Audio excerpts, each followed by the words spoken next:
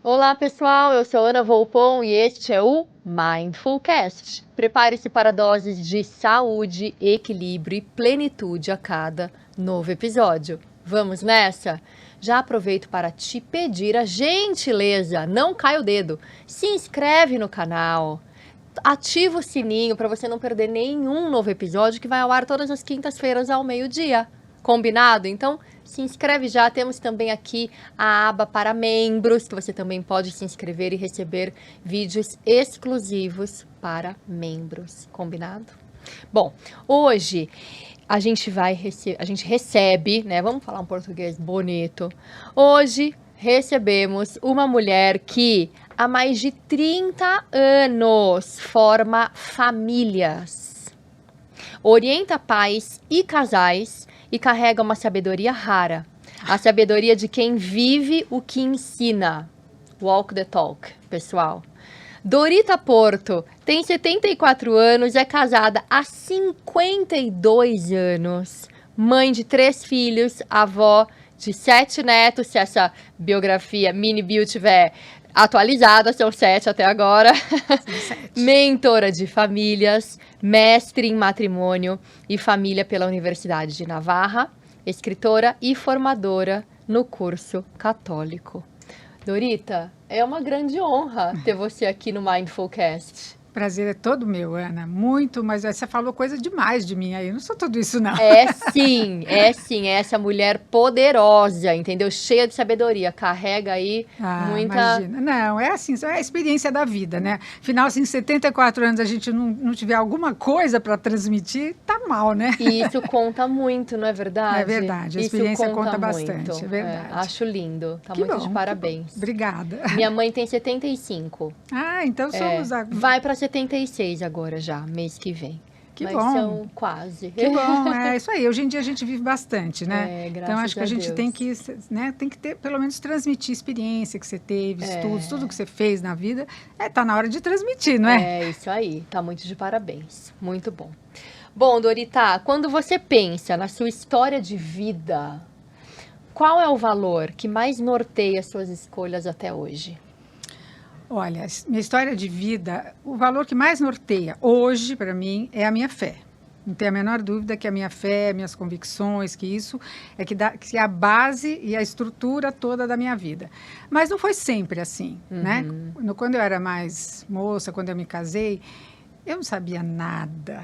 Nada de nada, não sabia nada de casamento, nada de família. Sabia de família, da experiência da minha família. Nós somos 6 filhos, pai, mãe, assim. Sabia disso, mas não sabia de nada. E eu até acho que por isso que eu me interessei de formar famílias, porque as pessoas casam muito mal preparadas. Não vem com manual, né? Nem o marido, nem a esposa. Não vem com manual. Muito menos os filhos depois quando nascem. Sim, então é tudo muito empírico, né? A pessoa vai tentativa e erro. Então eu vejo que realmente se a gente puder ajudar as pessoas, assim, às vezes nem só para casamento, na mentoria eu faço muito com as mães, assim, mães de primeira viagem, segunda viagem, assim, com filho pequeno que começa a ficar apavorada, que a gente acalma a pessoa, fala, não, tranquilo, é assim mesmo, né? Vamos devagar, eu dou algumas boas dicas. Eu digo que eu faço o papel de, muitas vezes, de mãe, de tia, sabe aquela pessoa que a gente ia conversar, porque a gente queria, né, pôr para fora. Então, faço esse papel. E é necessário nos dias de hoje. E mãe e tia, amiga com experiência e conhecimento aprofundado, porque também muitas vezes a gente, nós mulheres, a gente gosta de, eu pelo menos gosto de falar dos meus sentimentos com uma amiga querida, mas a amiga geralmente não tem o repertório também para te assessorar. Né? Exatamente. Então às vezes dá um conselho mal dado. Exatamente, fala com a pessoa errada, na hora errada, do jeito errado, e recebe o conselho errado. Exato. Né? Então eu acho que nos dias de hoje é muito necessário esse tete-a-tete, conversar com as pessoas. Então, eu já não sou a mesma, né? Eu casei com 21 anos, hoje com 74, realmente, graças a Deus, eu não sou a mesma. Porque eu era muito ingênua, muito imatura. Depois eu tive alguns anos da minha vida muito doente. Então, eu amadureci na marra. Sim. Entendeu? Porque o sofrimento faz a gente amadurecer, né? Então, eu tive umas doenças meio esquisitas, nada assim, não achava que eu ia morrer daquelas doenças, mas foram 10 anos seguidos de doença. Então, isso me amadureceu muito, me fez refletir muito sobre a minha própria vida, meus defeitos, minha forma de ser, aceitar melhor os outros, sabe? Agradecer por ter sido cuidada nesses 10 anos e tudo. Então, isso tudo foi mudando, a minha vida foi seguindo, assim, esse ritmo. A partir das circunstâncias, eu fui percebendo meu amadurecimento. E também um amadurecimento na fé, porque eu também sempre fui católica e tal, mas eu era uma católica, assim. De IBGE, como diz por aí. Por aí, De IBGE e tal, fazia o mínimo necessário, mas eu fui amadurecendo, fui me aprofundando, e realmente isso teve uma mudança radical na minha vida, radical. Que maravilha. Vamos falar então um pouquinho dessa beleza e os desafios da vida a dois, né? Não vamos dourar a pílula demais, vamos falar a realidade, não é verdade, Dorita? Porque quando a gente encara os fatos como eles são, acho que isso é uma sabedoria também. É verdade. Sem exageros, né? Nem a mais, nem a menos. Então, nos seus 58... calma. 50 anos de casamento. O que a Dorita de hoje diria para a Dorita que estava lá prestes a se casar, pouquinho antes dos 21 anos? Então, eu acho que a Dorita de hoje falaria para a Dorita de ontem. Assim, eu casei sonhadora, né? Mas eu diria para a Dorita de ontem que continuasse sonhadora, que não deixasse o sonho, nem a leveza, nem a alegria, e que não quadriculasse tanto a vida, entendeu? Porque às vezes a gente começa a aprender coisas que é quadricular toda a vida. Então eu diria que continua sonhando, mas continua aprendendo um pouco mais, né? Foi que, na verdade, foi um pouco o que eu fiz, né? Você não pode ser só pela intuição, pelo sentimento. Nós temos cabeça e a gente precisa alimentar a nossa inteligência, né? Então, desde muito cedo eu percebi isso, que precisava alimentar minha inteligência, saber como é que os relacionamentos funcionam. E isso, assim, foi uma sequência. Não é que, assim, eu era tudo errado, agora tudo certo. Nem tanto ao céu, nem tanto à terra. Sim. Né? Mas, assim, algum momento da minha vida, lá pelo meio desses 52 anos, eu fiquei um pouco dura. Eu me percebi um pouco dura. Rígida. As coisas tinham que ser daquele jeito e tudo isso. E hoje, com 74, eu já percebo assim... Menos, Dorita, menos, entendeu? Um pouco mais de serenidade, um pouco mais de ternura, um pouco mais de leveza, não tem problema, né? Todo mundo erra. Então, sabe, corrigia muito o marido, tudo assim. E isso, agora, eu percebo que isso foi um ganho muito grande na minha vida. Porque a permitir que os outros errem. Porque a gente erra também, né? Muito. Sim. No Ayurveda, a gente divide a vida em algumas fases, né? E outras metodologias também. Você não vê isso como parte do processo do amadurecimento? Porque, por exemplo, lá no Ayurveda, a gente começa Vata, depois lá pelo meio da vida é Pitta, que é muito rigor, rígido, foco, determinação, e já mais adiante é Kapha, que é esse maternar, que é esse acolhimento, que é esse aconchego, que é essa adaptabilidade. Isso. Né? Eu vejo muito assim a vida. Eu acho que é o processo da vida. E não adianta que jamais com 21 anos eu teria a cabeça que eu tenho hoje. Jamais, porque eu não tenho toda a experiência desses 50 anos de casado. Então, eu acho assim, por isso, dá para entender por que o casamento é para toda a vida. Porque a gente tem que ter uma vida para você se afinar com aquela pessoa, para você entender melhor. Porque nesse momento da dureza, a gente critica muito, a gente quer que o outro seja perfeito, a gente acha que a gente é perfeito, né? Então, daí ninguém aguenta. Por que muita gente se separa nesse momento? Porque é um atrito atrás de atrito. E quer dizer que agora, assim, sei lá, que o meu marido, será que agora é um gentleman e tudo? Não, ele continua com as coisinhas dele lá, só que eu sei relevar hoje em dia, sei relevar pensando num dia que ele não está muito bem, então a gente sabe relevar. Então isso é uma coisa que se os mais jovens aprendem isso antes, muito melhor.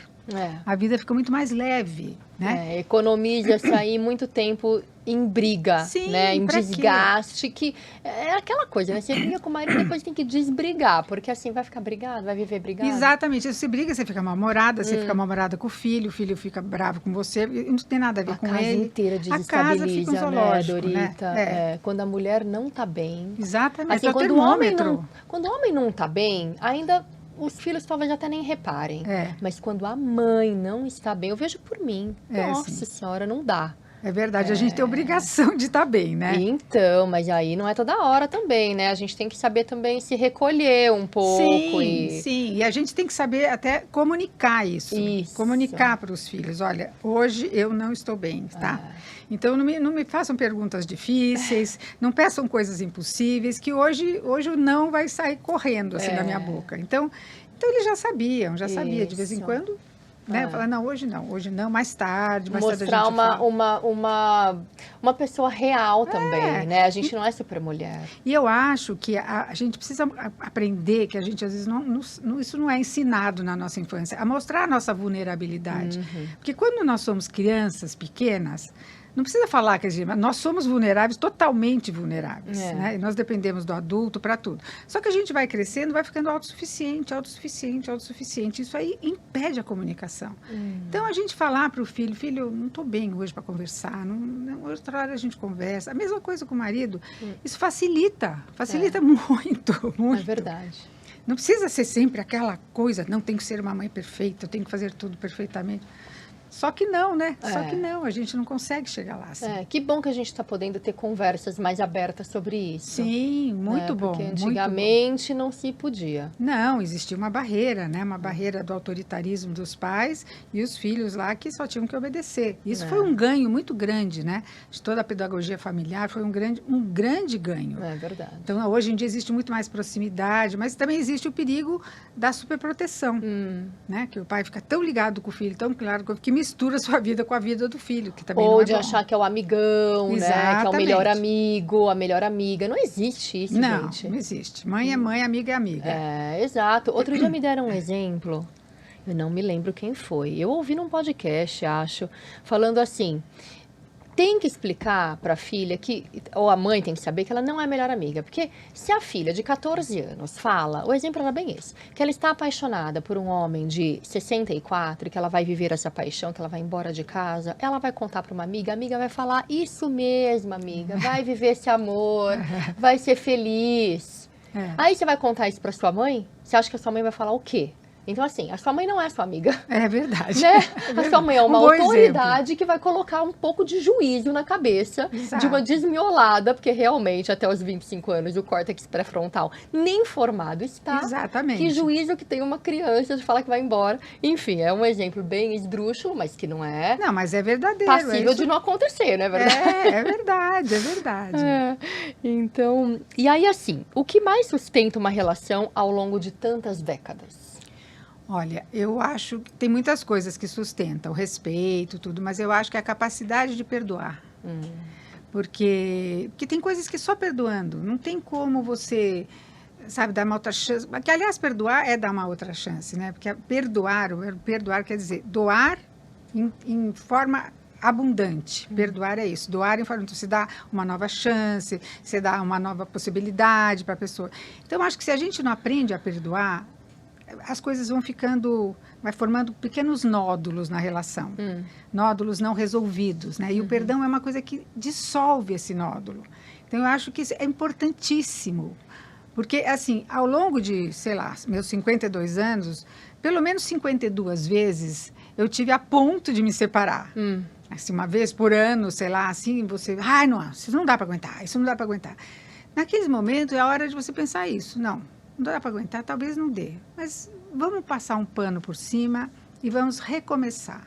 Que o perdão leva a um recomeço, né? Sim. E isso aconteceu bastante na minha vida. Não só 52 vezes, talvez muito mais do que isso, né?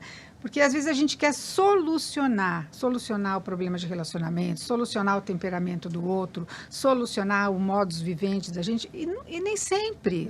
Então, tem momentos que você não consegue. Então, eu percebo isso e eu aconselho isso para as pessoas. Tem certas coisas que é só o perdão que consegue. O perdão é que dá aquela zerada. E quem perdoa se sente bem e quem é perdoado também se sente bem. E às vezes, né, Dorita, de repente até, quando você fala em perdão, são coisas... Eu penso em pequenas coisas do dia a dia que vão enchendo aquele saco, né? Vamos falar. Vou enchendo aquele saco. E são pequenas coisas que uma hora o saco tá tão cheio que ele explode. Explode, né? Vamos pensar num saco mesmo. E às vezes não é nenhuma questão de perdão, mas é uma questão de você interpretar aquela situação de maneira mais leve, com mais adaptabilidade. Porque de repente você está nessa fase da vida de muito rigor, e aí você também tem que ser mais suave, se suavizar. Sim, né? sim, claro. E não que o outro não tenha defeitos, pelo contrário, tem. Mas se a gente for pegar os defeitos, eles só vão crescer. Claro. É difícil a gente extirpar totalmente os defeitos. A gente tem uma forma de ser que se repete, né? E os defeitos também, infelizmente, eles também crescem dentro da gente. Se a gente não toma conta e não se dá conta daquele defeito, porque é difícil a gente se enxergar assim. O outro geralmente enxerga a gente muito melhor. Então, e aí você fica focando no defeito do marido, pronto, dali a pouco você encheu ele de defeito. Exatamente. E as partes boas, as coisas boas, você não tá nem enxergando mais, porque você só tá no negativo. Exato, e por isso que você tem que fazer esse exercício de perceber as coisas boas que aquela pessoa faz, as coisas boas que ele tem. Por que a gente tem que ter esse olhar sempre para o negativo, sempre para o que falta? Não, vamos pensar, deixa um pouco de lado. O perdão faz um pouco isso. Deixa para lá isso. Tá bom, isso aqui não é bom, mas deixa para lá. Não vamos ficar em cima disso aqui o tempo inteiro. Porque às vezes eu tenho assim uma certa birra quando as pessoas falam em discutir a relação. Falei, gente, relação não é para ser discutida, é para ser vivida. Então DR não. DR não é solução. DR não é solução, porque DR, sabe o que acaba? Acaba em uma briga até maior. E, por exemplo, não mais do que uma hora de conversa. Quando a conversa começa a esquentar um pouco, quando começou a falar da cunhada já, você tá igual a sua irmã, você tá igual não sei quem, assim. A sua mãe. A sua mãe. Você tá falando igualzinho a sua mãe, já tá na hora de parar. Porque já extrapolou, sabe? Já extrapolou o seu lar e foi passar para longe. Então, é a hora que começam a se machucar, né? Então, a gente precisa saber também. Conversar é ótimo, é bom conversar, mas discutir... Você vê que é engraçado? Ninguém fala, vamos conversar a relação. Não, fala discutir a relação. Isso supõe o quê? Que um vai falar mais forte e o outro vai ter que acatar, né? Já é predisposição para briga, Exatamente, né? É predisposição para briga e para alguém ganhar a briga. Sim. E não é isso. A nossa conversa tem que chegar a acordos que são desacordos, porque é um acordo que fala assim, então tá bom, você pensa assim, eu penso assim. Então, nós não vamos confundir a cabeça dos nossos filhos sobre isso. Então, vamos escolher quem é que educa nesse aspecto, quem é que educa nesse outro aspecto. É possível fazer isso, então? É possibilíssimo fazer isso. Mas precisa ter um acordo, Porque a gente tem 50%, né? 50% de obrigação de educar bem o filho e tudo isso. E às vezes se preparou mais para isso. E o marido nem sempre. E outras coisas do marido também. O marido é homem. Então, assim, eu tenho 3 filhos homens. Então, assim, a parte da hombridade, da masculinidade, ele passa muito melhor do que eu. Sim. Né? Então, a gente também tem que saber fazer essa... Senão a gente se arvora como... Ainda mais eu que sou especialista em família, não sei o quê. Então, parece assim, que a minha família tinha que ser perfeita. Né? E não é assim. Não é assim. Então, a gente tem que muita calma nessa hora, porque a gente não pode achar que o outro não sabe nada, né? É legal isso, muito legal. Não sabe nada. Não, ele tem coisas para colaborar. Por exemplo, meu marido era mais liberal, com pegar carro e não sei o quê, antes de tirar carta, não sei o quê. E eu, às vezes, fechava um olho, às vezes 2. Porque naquele momento não convinha, sabe, desautorizar ele ali. Mas depois a gente conversava, acho melhor não, né? Puxa vida, tá. Depois a gente chegava num acordo. Mas aí que tá, a gente precisa saber o momento, porque desautorizar o outro... Isso é muito feio, né? É o pior negócio. Porque o filho fica sabendo quais são as 2 facções que tem em casa. E aí ele joga com isso. Ele vai ou para cá... Porque de bobinhos ali ninguém tem nada. A criançada tá internada. E a gente vai aprendendo isso com a vida, na verdade. Vai aprendendo isso com a vida e vai vendo que assim, que essa perfeição que a gente almeja quando a gente casa. Na minha casa não vai ser que nem a minha mãe fazia. Na minha casa vai ter tudo não sei o quê. Logo você já percebe que na sua casa também acontece um monte de coisa. Não, você sabe que meu casamento foi melhorar mesmo quando eu saí desse mundo cor-de-rosa, de novela. Era noveleira, Dorita. É? Nossa senhora, eu era muito noveleira. E assim, essas coisas muito fantasiadas, né? Muito o mundo ideal, a coisa idealizada, romantizada. Então eu tinha isso, nossa, eu era muito ingênua, imatura, boba, né? E aí foi melhorar mesmo quando eu comecei a comer saco de sal, entendeu? Junto com meu marido e ver que, poxa, se eu continuasse naquela coisa idealizada, justo o que a gente estava falando antes, de esperar demais da relação, de contar demais com isso, porque justamente eu era tão perfeccionista comigo que então eu projetava aquilo no outro e projetava aquilo na nossa relação. Sim. Era o caos, Dorita. É verdade, é o caos. Então, assim, não, o meu marido também tinha várias questões, mas eu tinha as minhas e elas eram sérias, porque era um mundo cor-de-rosa idealizado que não existe. Exato, exatamente. Não existe. E outra coisa, você falou, né, que você teve no mínimo 52 vezes vontade de se separar. A gente, além dos ciclos da vida, né, que a gente tem aí, que são fases maiores, a gente tem os ciclos menstruais. Sim, nossa. Dorita, quando eu começo a ter ideias estranhas sobre a minha relação, eu falo, é TPM. Aí eu vou no meu calendário e faço esse exercício. Eu não respondo por mim nesse período. Então, fica quieta, eu falo comigo, né? Fica quieta, entendeu? Não estou pra ninguém. Não. Você sabe que você não tá numa fase boa, vai passar. Não tem nada com o outro. É você que tá num pico de hormônio absurdo. E a minha TPM, assim, eu trabalho muito isso, porque, nossa, eu já tive TPMs fortíssimas. É verdade mesmo, né? É uma coisa que é uma coisa fisiológica, né? Fisiológica, e não depende tanto de você. Você pode sair em dia com seus hormônios, com tudo isso, mas tem aquela alteração, aquela flutuação. A gente tem flutuação. O homem não, o homem sempre igual, né? A gente tem essa flutuação. Então, a gente tem... Isso que é a beleza do autoconhecimento, é isso. É você percebendo, né? Percebendo, nossa, assim, eu não tô tão bem. E você comunicar isso, porque nem sempre a gente acha que é um pouco de fraqueza, né? Comunicar isso. Eu, por exemplo, a minha família toda tem depressão. Minha mãe teve depressão muito forte, os irmãos dela, os tios. Então, eu tenho uma tendência. Eu tomo medicação faz bastante tempo, uma coisa de manutenção. Claro. Mas tem dias, outro dia aconteceu isso, eu esqueci de comprar o remédio, pedi a receita, fiquei 2 dias sem tomar. Eu acordei e falei assim, olha, pessoal, não estou para ninguém hoje, porque eu estou numa irritabilidade, vocês não acreditam como é que eu estou hoje. Eu esqueci de tomar um remédio e ficou todo mundo em pânico, acharam que eu ia morder alguém. Falei, não vou morder, não vou fazer nada, mas eu só quero dizer que eu estou in natura hoje. Então pronto, daí voltei. Nua e crua. Nua e crua. E azeda. Exatamente, e azeda. Então, você tem que saber isso. Hoje em dia, ele sabe. Às vezes, meu marido fala, você não tomou remédio? Eu falo, não é assim que eu fico esquecendo de tomar o remédio todo dia, se eu tô um pouquinho mais. Então, eu acho que é isso. A gente saber que a gente é, né, igual todo mundo. Igual todo mundo. Não, eu acho que é legal também, porque a gente está de trás das câmeras e a gente tem essa vida de comunicadora e de levar esse autoconhecimento, conhecimento. As pessoas acham justamente que nós não temos esses problemas e que o problema é só delas. É verdade. Então, é isso que é legal, elas se identificarem. Sim. Acho muito legal você trazer e abrir suas vulnerabilidades, eu também as minhas, para elas verem que é normal, mas a gente não tem que normalizar. Sim, né? sim, exatamente. A gente precisa olhar para a situação, entender. Se você se conhece, você sabe que, então esse período é TPM, não sou eu respondendo por mim. Sim, você se previne, né? Você não entra em fria naquele momento. Isso. Porque não adianta você fazer grandes conversas, nem com o filho, nem com o marido, nem com ninguém nesse momento, que você não está estável.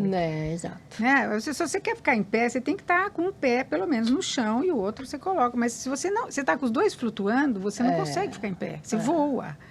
Então, a gente tem que perceber isso e pedir um tempo, Porque, às vezes, filho tem uma coisa muito engraçada, assim, eles querem conversar sempre nas horas erradas, do jeito errado, do assunto errado.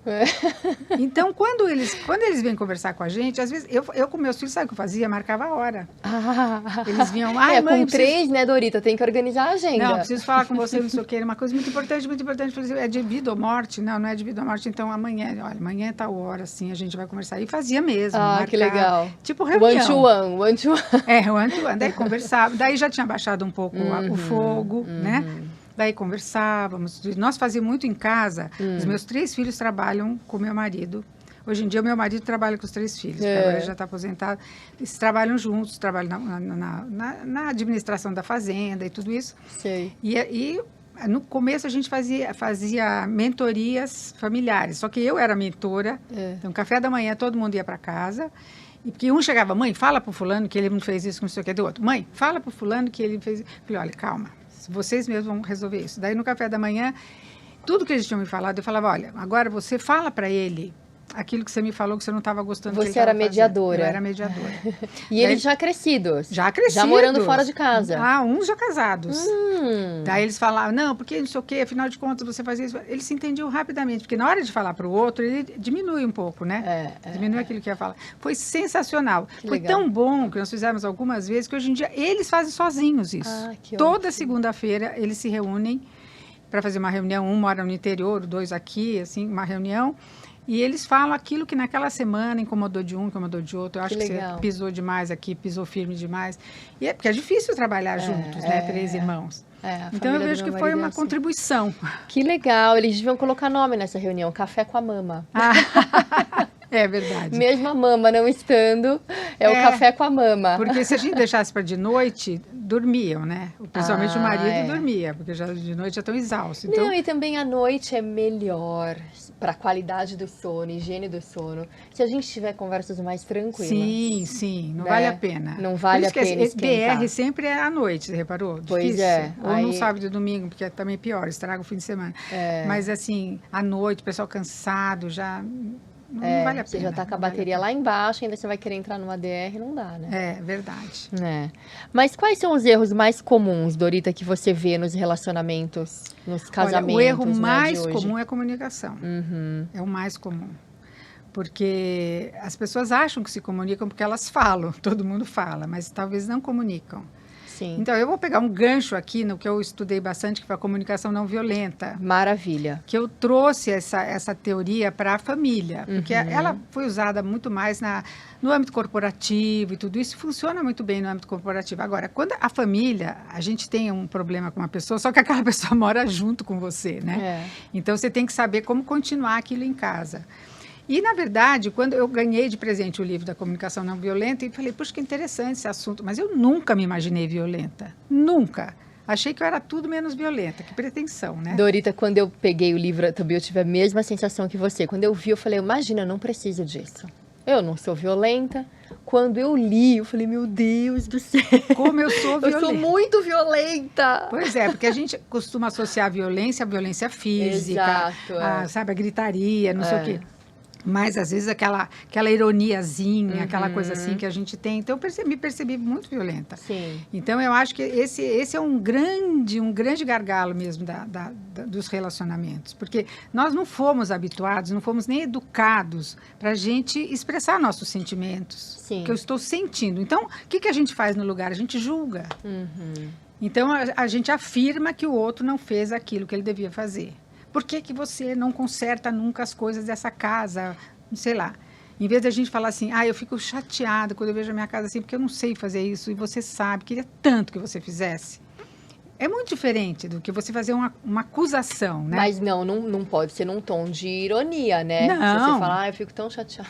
Não pode. Você tem que cuidar o tom também. Tem que cuidar o tom. E é difícil. Quando eu eu aprendi um pouco da comunicação não violenta, comecei a praticar.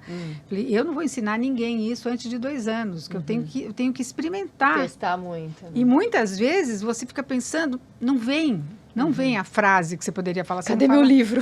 Preciso pegar meu livro. Meu livro. Não vem a frase e você tem que pensar, mas como que eu vou falar? E às vezes você não fala nada. E às vezes é ótimo você não falar nada. Porque talvez não fosse para falar mesmo. Por que você tem que falar sempre? Né? Você não precisa falar. Realmente. Então, não falo. Eu ficava meio muda. Daí que eu fui percebendo, meu Deus do céu, como eu sou violenta, como eu julgo as pessoas, né? E outra coisa que eu percebi, que eu tenho os 4 elementos da comunicação não violenta, que é observar sem julgar, né? Que você observa e não julga, você expressar seus sentimentos, manifestar suas necessidades. Isso eu achei sensacional. A gente queixa de que as pessoas não fazem as coisas pra gente, mas a gente não diz o que a gente quer. Por que você não pode falar, hoje, a mãe pode fazer isso? Não posso. Hoje eu vou no cabeleireiro, tenho que pintar o meu cabelo. Pronto. pronto. Ah, não, hoje eu não posso. Por que você não pode? Não, eu vou almoçar com minhas amigas. Ah, por que você não vai? Hoje eu não posso, porque eu tenho que fazer um trabalho aqui, eu tenho que ficar focada no que eu estou fazendo aqui. E hoje eu não posso porque eu não quero. Exato. Também pode ser essa resposta. Tô cansada.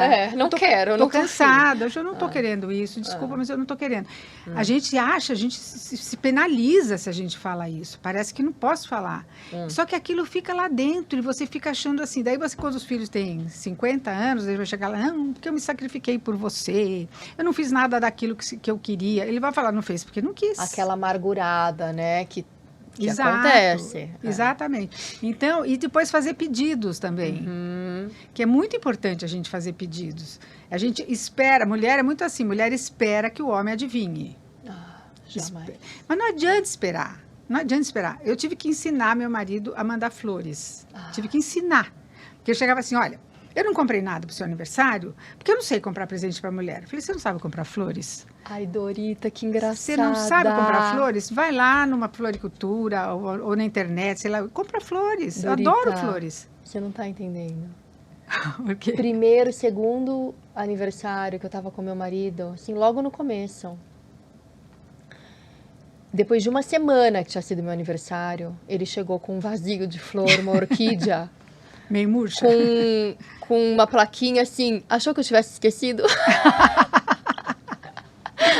Dorita, você não sabe, eu já passei por tudo isso, Dorita.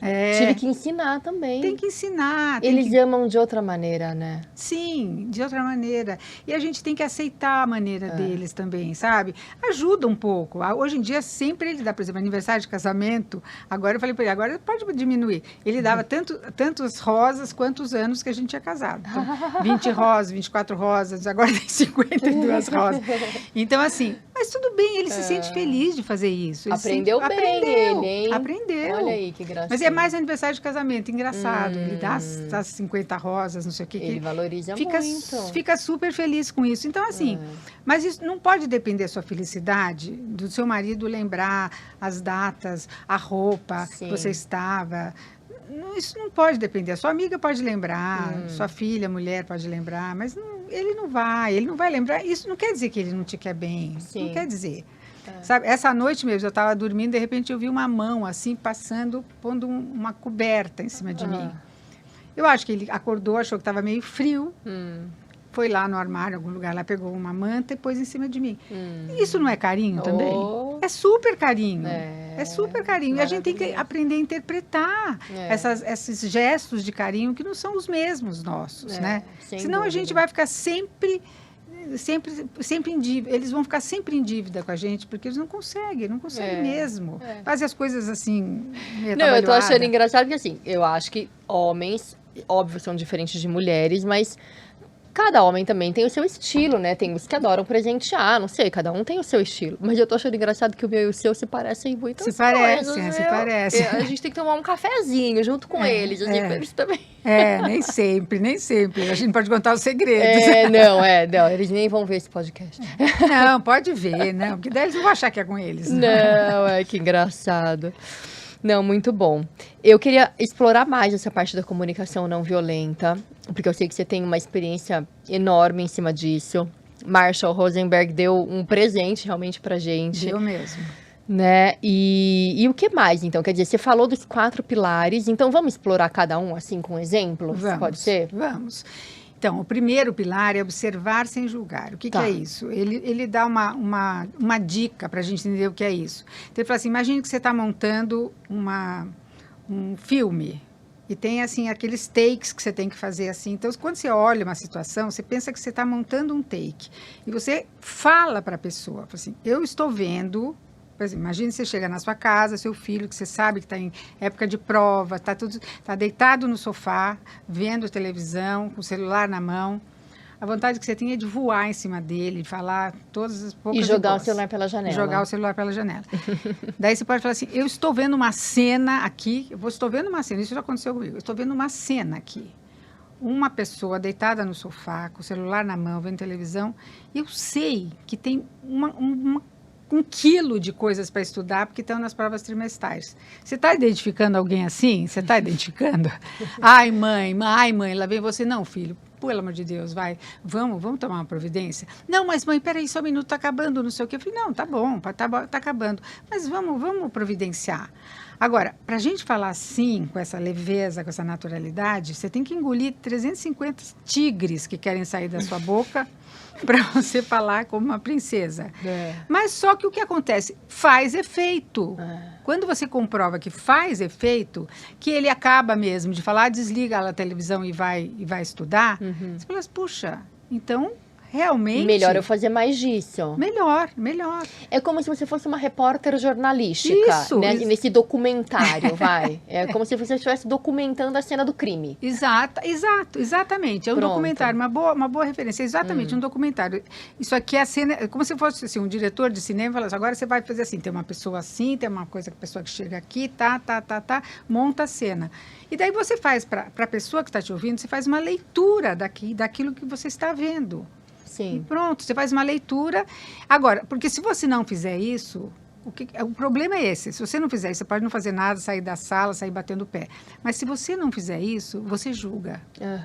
Você julga e agride, e daí você perde a razão por causa disso. Sim. Daí ele não fica tocado. Ai, minha mãe está tão nervosa, melhor eu fazer.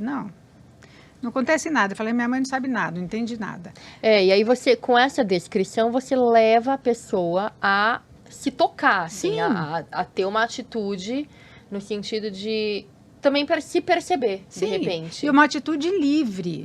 Porque a pessoa só avança na sua força moral, na sua personalidade, se ela toma a decisão por ela. Sim. Você repara na nossa vida, tudo aquilo que a gente amadureceu e cresceu foi por decisão nossa. O que é imposto, não desce. Você já tira de lado, sabe? Tira de lado.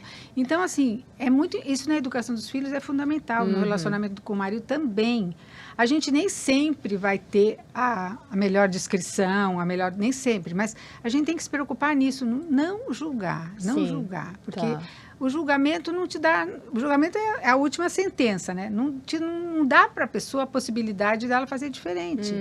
Então ela fala assim, então eu vou ficar aqui mesmo, já que eu sou toda essa porcaria mesmo, então eu vou ficar aqui mesmo. Porque também tem aquilo, né, que a psicologia positiva fala muito, que se você descreve e rotula aquela pessoa daquela maneira, você é um preguiçoso, pronto. Ele vai assumir aquele papel. Vai assumir aquele inconscientemente, até para poder te chamar mais atenção, porque se aquilo está chamando atenção, é igual aquilo, né? Os pais geralmente são chamados na escola quando o filho está indo mal, quando o filho está dando trabalho. Você nunca é chamado na escola porque o filho está indo bem, porque está tirando nota boa. Verdade. Eles não te contam isso, né? É verdade. Então, a criança vai fazer de tudo, porque o mundo dela realmente são os pais, até muito alongado, assim, na adolescência, né?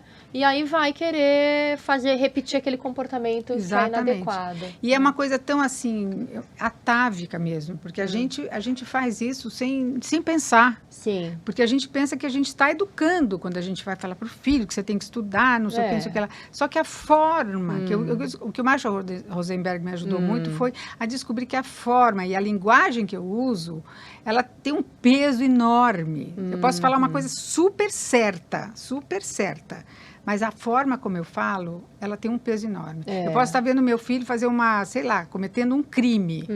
Se eu gritar com ele vai ficar mais agressivo ainda. Eu estou exagerando um pouco. Sim. Mas assim, não é que eu vou chegar lá e cometendo um crime, meu filho, não faça. Não é isso. Mas assim, às vezes não é hora de falar nada, às vezes é hora de agir. Sim. Então a gente tem mas a gente tem que treinar, porque é muito automático. O julgamento vem como sangue à ferida. Assim. Você olha e já julga. É verdade. Repara quando eu tenho muitas mulheres juntas, assim, num ambiente de festa e tudo isso. As conversas só são julgamento. Ai, mas você gostou do cabelo daquela? Mas que vestido, mas que sapato, mas não sei o quê, sabe? Por quê, gente? Por quê? Ou se não, por exemplo, eu vejo em casamentos, as pessoas falam, ai, mas vamos comentar sobre o casamento. A pessoa vai comentar e fala assim, ai, mas você não achou que a comida estava ruim? Uma vez eu falei, gente, vou falar uma coisa aqui, vocês não vão gostar. Você acha que uma mãe, quando prepara o casamento da filha, ela fala para o buffet assim, eu quero a comida bem ruim, que esteja bem fria, sem sabor e sem gosto. Ela deve ter se matado para pensar uma coisa boa, não sei o quê, e deu algum problema. Vamos salvar ela. Vamos salvar, não vamos comentar, porque se a gente comentar aqui, alguém comenta ali, comenta ali, acaba com toda a beleza do casamento. E que triste né? Triste, né? Porque quando você fala mal, esses comentários já falam mal. Você abaixa a frequência do ambiente e a sua. Porque eu já falei isso. No começo parece até ser engraçadinho.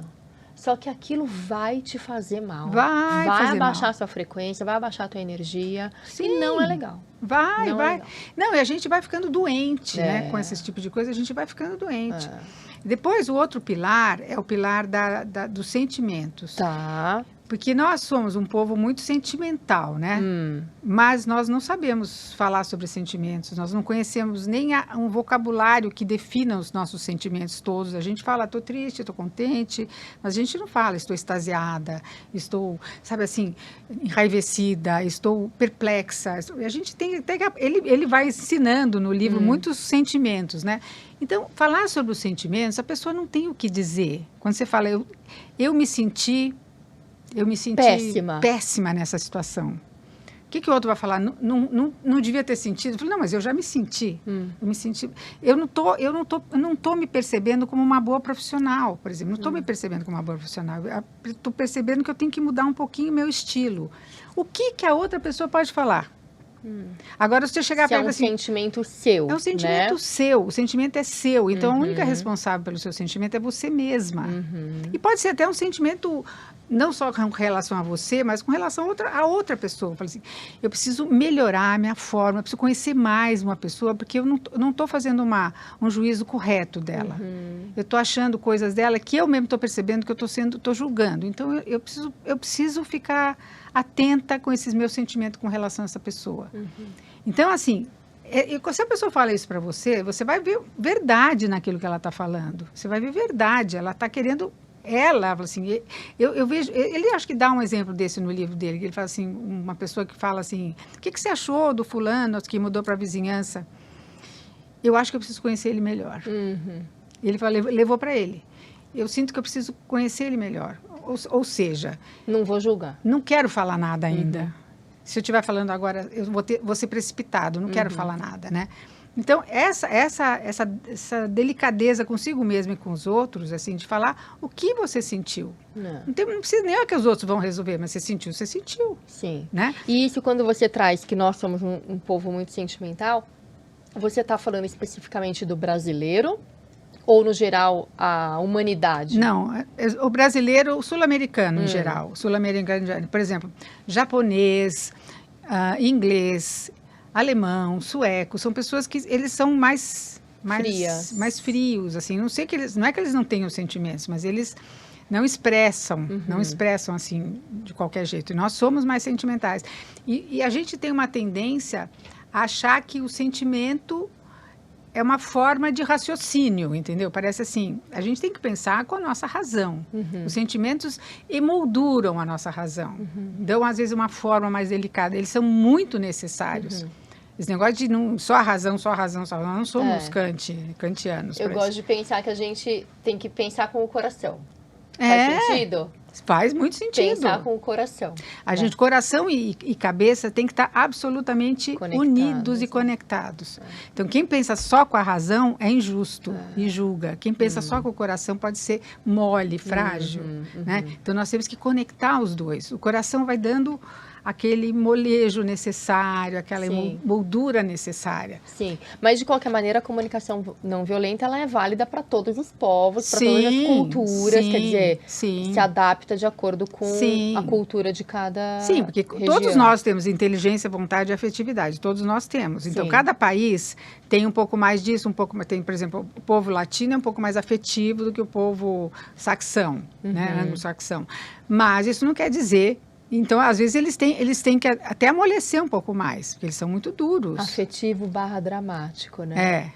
Vamos falar? Verdade. Afetivo / dramático, porque... Quando a gente vê aqueles filmes sul-americanos, às vezes que a gente vê assim, que é uma coisa assim que até incomoda a gente, né? Porque a gente tem sul-americanos mais do que nós, assim, de sentimentais. Sim. Mas, assim, durante muito tempo, na própria filosofia, na própria, assim, era inteligência e vontade que valia. Inteligência e vontade e tal.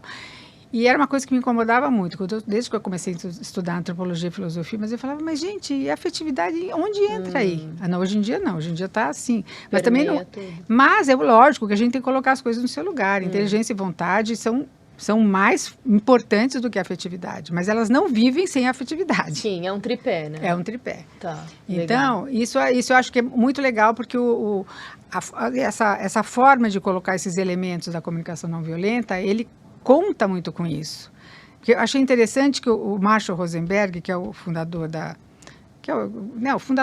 Precursor, né? Ele que cunhou esse termo CNV, né? Comunicação não violenta. O problema dele é que ele atendia pessoas que sofriam bullying de racismo.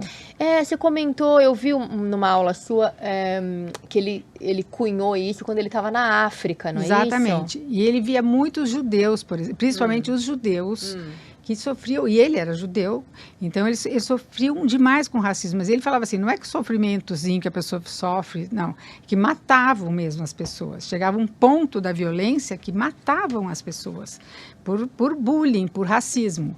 Ele falou assim, mas ele se perguntava assim, mas meu Deus do céu, por que as pessoas se magoam tanto, né? E às vezes eu fiquei pensando muito nisso no relacionamento familiar. Assim, a família, que é um âmbito que a gente é para se sentir bem dentro da família, é um lugar onde você vai, onde você descansa, né? É um lugar onde você cheguei em casa, né? E como é que assim a gente fica se magoando, todo mundo se magoando? Não é estranho? A constelação familiar fala, né, que é o lugar de maior conflito. Os conflitos todos começam na família. Exatamente. Né? E por que isso, né? Talvez pela proximidade e tudo isso, mas muito por conta da nossa linguagem, por conta da nossa comunicação, que é realmente violenta. E justamente por isso, né? Porque se é o lugar de descanso, é o lugar que você, em teoria, pode ser você mesma. Sim. Sem máscaras, sem filtros. Então, ali você se revela. E aí você não... Porque, gente, na sociedade a gente tem um manejo e um trato com o outro. Sim, a gente tem que se policiar um pouquinho, né? E na família, muitas vezes, você escancara. E aí, por quê? Né? Se ali realmente, como você disse, é o lugar que a gente mais se ama ou deveria se amar. E às vezes acaba sendo exatamente o contrário, porque é o lugar onde as pessoas... Se começa um julgamento atrás do outro, de repente todo mundo está julgando todo mundo, entendeu? Então, tem que ter alguém na família. Eu sempre digo, o papel da mãe nesse ponto é muito importante, porque os filhos imitam a gente, eles imitam como a gente fala, eles imitam.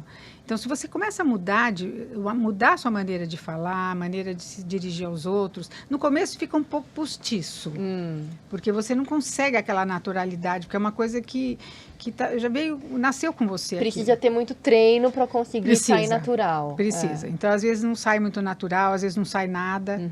Mas eu sempre, as pessoas sempre falam, começa a praticar, e falam, mas é muito difícil, eu não consigo. Eu falo, não. Se tudo que fosse difícil a gente desistisse, então também não era... É difícil, sim, é difícil. Não, e é aquilo, né, Dorita? As mulheres, assim, assumirem o seu papel, porque vem essa coisa do feminismo, e eu não sou nem feminista, nem machista, eu não sou nada, não me rotulo com isso, sabe? Mas eu vejo uma dificuldade das mulheres em assumirem o seu papel na família, né? Sim. Por estarem ocupadas demais, ou se colocarem ocupadas demais, ou se verem ocupadas demais. Enfim, tem coisa que só a gente sabe fazer. E outro dia me falaram assim, olha, pai louco... O filho se salva. Agora, a mãe louca é filho louco. É filho louco, é verdade. Não é? É verdade. Então, assim, a gente precisa realmente... A gente tem... Não, e assim, a nossa antropologia, antropologicamente, nós somos feitas para cuidar de outros. Os homens não foram feitos, eles são feitos para cuidar do mundo, para falar das coisas macro, e nós mais das coisas micro. Então, eu sempre digo, nós temos útero. Só nós levamos uma criança dentro de nós, assim. Porque o homem não aguentaria. Eu acho que se o homem ficasse grávido, o máximo que ia ter é um filho na humanidade. Porque um ia contar para o outro e falou, não, você não ia aguentar. Pô, você não está sabendo, não é muito bom, não. Então, já falou, olha, cuidado. Então, nós, mulheres, temos o nosso papel, mas a mulher também está abdicando um pouco do seu papel. Ela está se preocupando tanto em ser igual ao homem, que ela não está sendo nem igual ao homem, nem igual à mulher que ela devia ser. Então, a mulher não é mais fraca, nem mais nada. A mulher pode ser um pouco mais mais fraca? Pode ser, porque nossos músculos não são iguais ao do homem. Fisicamente. Então, né? por isso que nós não tem profissão de pedreira, por exemplo. Pedreira, aquelas pessoas que carregam aqueles pesos. Os homens são mais preparados para isso. Mas experimenta pôr uma enfermeira cuidando de um recém-nascido e um homem desse tamanho cuidando de um recém-nascido. Não combina também, né? Não, e toda a fisiologia, né? A gente sangra 7 dias no mês, Sim. sabe? É uma loucura isso. O homem não tem nada desses perrengues. Não. Mas aí depois, a terceira, necessidades, é isso? Necessidades, Necessidades, isso é uma coisa seríssima. Porque primeiro a gente não reconhece a nossa necessidade. Às vezes a gente tem que parar e falar assim, mas por que eu estou querendo isso? É necessário mesmo? Mas por que é necessário? A gente acha que a mãe é a pessoa que não se permite muitas coisas, mas só que depois ela cobra lá na frente. Né? Então, você, ai meu Deus do céu, mas o meu filho queria que eu estudasse com ele, mas vai ter sei lá, uma palestra, ou vai ter um curso que eu tô gostando tanto, não sei o quê. Não acontece nada se você for nesse curso. Fala assim, nossa, filho, eu queria muito estudar com você aqui, mas eu tenho essa palestra que eu quero muito ir. Eu quero muito ir, é super importante. Não, a resposta dele faz, mãe, tudo bem, a gente estuda de noite, eu não estuda outro dia, não é? E a gente não faz e depois fica com aquilo lá. Ai, devia ter ido. Então, a gente tem que manifestar, de preferência com antecedência. Porque se a gente manifesta em cima da hora, às vezes colide com algum programa da família. Então, tem que manifestar. Eu gostaria muito de fazer uma coisa assim. Alguém tem alguma objeção aí? Porque, ou se não, por exemplo, de viagens, assim, sabe? De comidas. Eu lembro dos meus filhos, assim, no meu aniversário. Eles queriam ir aonde? No McDonald's. Restaurante japonês. Não, restaurante japonês. Eu não gosto muito de comida japonesa. Eu como, mas eu não sou assim. Daí até que um dia eu falei, olha, eu vou falar uma coisa para vocês. Eu estava fazendo uma coisa muito errada. Porque eu concordava com vocês de ir no restaurante japonês, porque eu queria que vocês ficassem contentes. Mas eu acho que vocês não vão ficar contentes se no meu aniversário eu não ficar muito contente. Então, vamos num restaurante italiano, ou francês, que são as minhas preferências. E no de vocês a gente vai no japonês. O que vocês acham? Então, hoje em dia, a gente não vai mais no japonês no aniversário. Porque... Mas eu esclareci para eles. Porque talvez eles ficavam assim no restaurante. Mãe, mas olha, come esse grelhadinho aqui que você vai gostar, mas come esse não sei o quê. Eu vi que eles ficavam preocupados comigo. Eu falei, não... Deixa isso para um dia normal, não precisa ser um dia do aniversário, né? Então, isso eu fui aprendendo a falar as coisas que eu necessitava, que eu queria. Às vezes, até um dia eu dormia até um pouco mais tarde, falar para o marido, falei, dá para você sair com as crianças pequenininhas, dá para você vai no zoológico, um lugar bem longe, que demora bastante. Demora para ir, demora o programa e demora para voltar. E deixar ele fazer do jeito dele também. Sim, deixar ele fazer do jeito dele, também não ficar, leva chapeuzinho, leva não sei o quê, sabe? Então, a gente vai se permitindo certas coisas que não tem nada de extraordinário. Mas aquilo se você vai deixando, você vai se sentindo assim, você vai juntando, depois aquilo vai ficando de um tamanho, e daí você fica aquela mãe, aquela avó carente, que se não tiver, sabe, não dá. Eu, por exemplo, estou numa fase que os meus netos a maioria estão adultos, tenho um neto de 21, de 19. Então, é lógico que eles tem 1000 coisas acontecendo na vida deles. Eu não vou achar que eles vão todo dia na casa da avó, né? Não é assim. E não, está tudo bem, fico tão feliz de ver eles na faculdade, não sei o quê, a viajar. Produzindo, crescendo, né? Eu fico super feliz com isso. E não sou a mãe nem vó que cobra, tem que vir. Eu organizo umas coisas de vez em quando, para eles estarem comigo, tal, uns feriados, mas assim... Não sou aquela mãe que está todo dia, ainda mais caso de filho, né? Caso de filho, você tem que ser convidada. Sim, te entendo. Bom, e daí o último pilar é o pilar dos pedidos, né? Que é aprender a fazer pedidos. Então, ele diz no livro, ele fala assim, peça alguma coisa que vai enriquecer a sua vida, né? Então, assim, a gente tem que... Uma vez eu dei uma palestra para um grupo de como é que chama aquilo? Essas pessoas, housekeeper de hotel. Sei. Era um grupo de pessoas camareiras que trabalham em hotel. E daí tinha cozinheiras, camareiras, tinha tudo isso. E daí quando eu falei das necessidades, foi muito interessante, porque eu falei assim, fala aí, vamos ver quais são as suas necessidades. Alguém quer falar? Silêncio absoluto, ninguém falava nada. Eu falei, mas não é possível que vocês não têm necessidade de nada. Daí uma com muita vergonha falou assim, sabe, levantou a mão e disse assim, eu vou falar. Eu sou cozinheira E eu precisava muito de um fogão novo, porque o fogão que a gente tem lá, ele queima sempre em cima. Então eu faço a comida, o suflê, super bonito, chega na hora, o fogão queima. Eu falei assim, mas você já falou isso para sua supervisora, para alguém assim? Ela falou, não, eu já sei que ela vai falar que não dá. Eu falei, não, mas pode ser que não, né? Ah, mas ela vai falar que não dá, mas isso te deixa muito chateada? Ah, me deixa chateada, porque eu preparo, faço tudo como tem que fazer. Eu já pensei que pudesse ser eu, mas eu vi que não é o fogão mesmo que queima muito em cima. Mas foi tão engraçado que nesse dia a supervisora estava presente. E daí quando a supervisora levantou a mão e falou assim, Maria, o fogão já está, viu? Pode deixar que a gente vai providenciar. Ela falou assim, mas eu nunca tinha falado. Depois, sabe o que ela falou para mim na saída? Nunca pensei que pobre podia ter necessidade.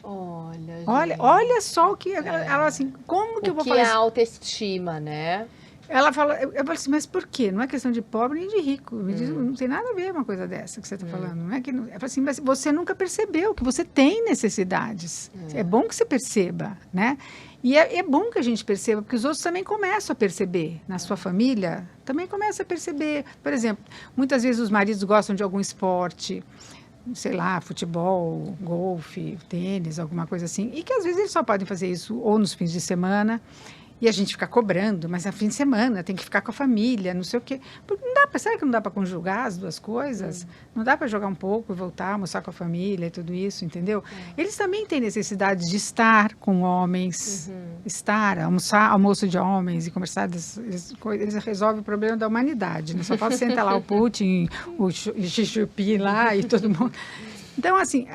Alexandre o Grande. Todos. Então, também vem no papo. Então, o que eu acho é isso. A gente precisa aprender a fazer pedidos e eles gostam. Eles gostam. Isso, eu tenho notado isso. Eu tenho pedido muito mais. E pedido coisas, pedido tempo, pedido até elogios. Assim, puxa vida, ninguém reparou nada que eu emagreci aqui. Faz favor de repararem que eu fiz um esforço danado. Sabe assim? E também, se falarem, se não falarem, mas você fala, assim, a pessoa reconhece e tal, assim. Então, assim, eu acho que parece muito simples, mas no dia a dia não é bem assim que acontece. Porque é tão automático vir na nossa cabeça guardar o sentimento, guardar as necessidades, engolir os pedidos e continuar julgando. E daí realmente fica assim, a casa fica como se fosse um jurado, um júri, né? Porque todo mundo tem que julgar e tem que condenar, muitas vezes, condenar a pessoa. E daí a família, que é um lugar, que é para ser... A família, a palavra família, ela se originou de famelo, que é fogão. Que a família se reunia nas casas antigas em volta do fogão, que era o lugar mais quentinho da casa também, principalmente na Europa, né? Então... A família é isso, lar é isso, né? Lar é estar todos juntos em volta de um ambiente quentinho, onde as pessoas conversam e tudo isso. E a gente vê que hoje se perdeu muito, né? Porque hoje em dia... Olho no olho, né? Exato. Tá todo mundo aqui com o olho na tela. Exatamente. Dentro de casa, cada um num cômodo, às vezes até no mesmo cômodo. Mas cada um com a sua... Todo mundo de cabeça baixa. Você vê, às vezes, se isso acontece em restaurante, quando a gente tá, né, aí que a gente vê as famílias... Isso é reflexo do que está acontecendo dentro de casa. Sim, com certeza. Né? Não é que eles saem para ficar no celular, eles fazem isso o tempo inteiro. Mas eles não sabem mais conversar, não sabem levantar um assunto. Então, é muito triste mesmo isso. É uma coisa que a gente tem que ajudar muito os pais, assim, sabe? Não adianta falar, tirar o celular e não pôr nada no lugar, né? A gente tem que propiciar momentos, inventar coisas, sabe? Assim, eles vão usar o celular, não tem como não usar, vão usar e vão usar bastante.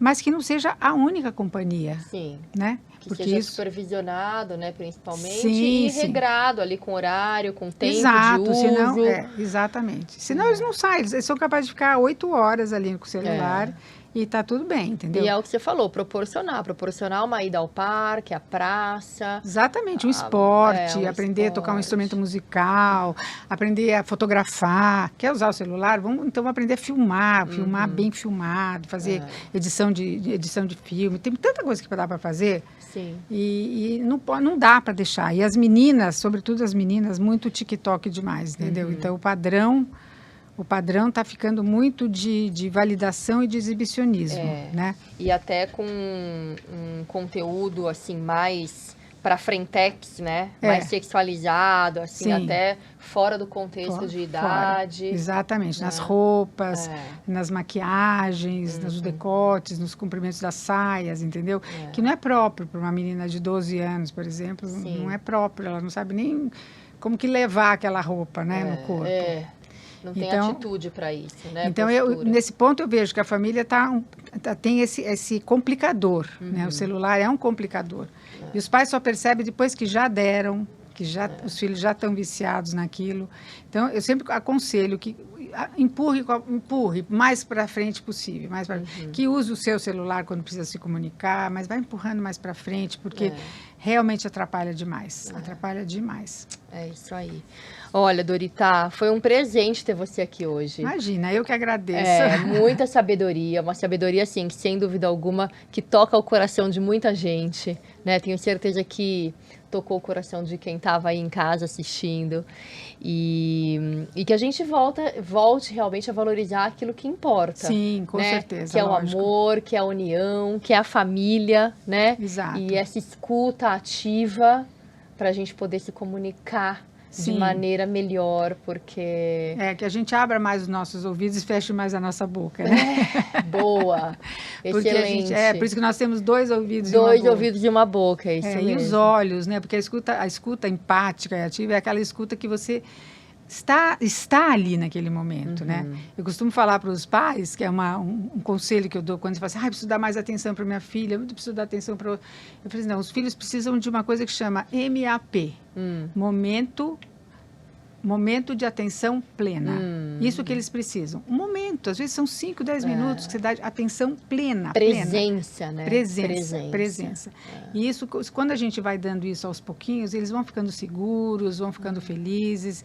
E a gente vai tendo uma família como a gente gostaria, né? Uma família que é unida, não porque todo mundo pensa igual, mas porque todos se respeitam, né? Sim. Então, daí é uma bonito. coisa... Adorei o MAP, vou anotar.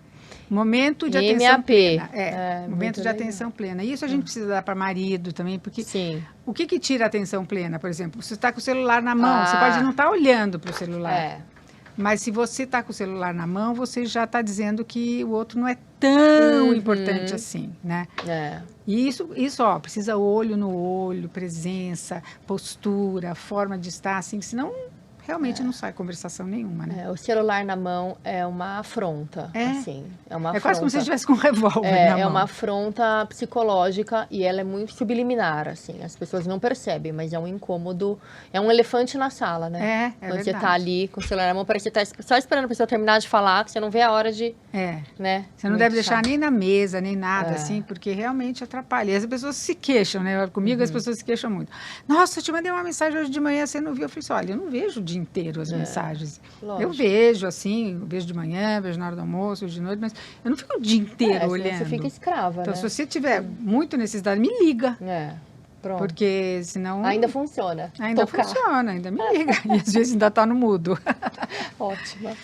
Dorita, olha para essa câmera, por favor, deixa o seu recado. Onde as pessoas te encontram para saber mais sobre o seu trabalho? Então, as pessoas... Bom, eu tenho um Instagram, que é Dorita_Porto. No Instagram, que todo mundo me encontra lá. Eu tenho um canal no YouTube, que também é procurar por Dorita Porto no YouTube.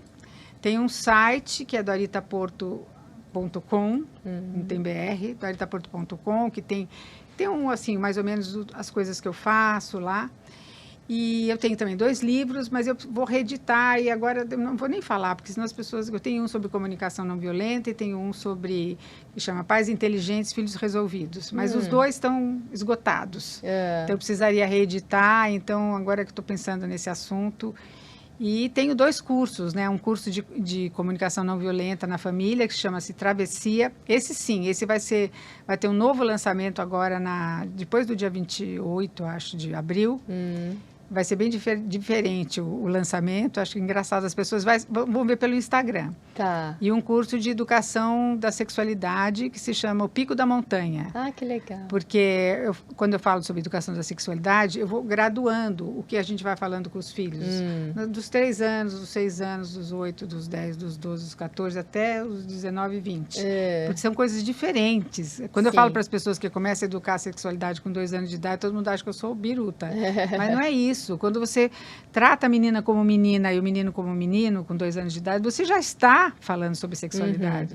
Não vou ficar falando sobre relação sexual com um menino de 2 anos, entendeu? Claro. Então, o Pico da Montanha é isso. Quando você sobe o Everest, você vai passando por acampamentos de adaptação ao ar rarefeito e tudo isso, até chegar no pico. Sim. E o pico é exatamente isso, a educação para o amor, né? Para o amor, e que envolve a sexualidade, como tudo envolve a sexualidade, mas precisa ser mais bem educada, né? Tá. Porque foi muito banalizada.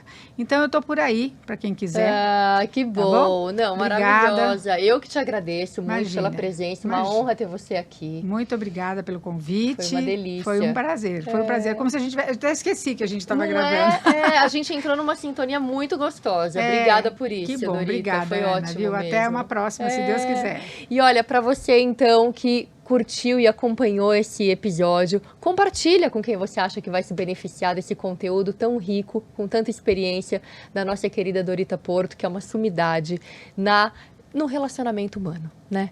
Então, não se esqueça também de se inscrever no canal e eu te vejo na próxima quinta ao meio-dia. Um beijo. Tchau. Olha lá, Dorita, vamos dar um tchau. Tchau, tchau, tchau.